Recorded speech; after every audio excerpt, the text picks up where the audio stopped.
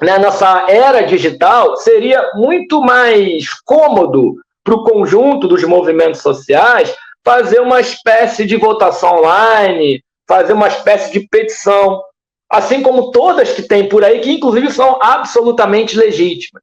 Mas o nosso objetivo, ao construir esse plebiscito popular, é estar na rua, é estar dialogando nas principais cidades do país, nos interiores, com o povo trabalhador, tentando trazer para o centro da discussão política, trazer para o debate político cotidiano aquilo que é pertencente ao trabalhador. Porque, veja, quem decide sobre o fim ou não da escala 6x1 é o Congresso Nacional.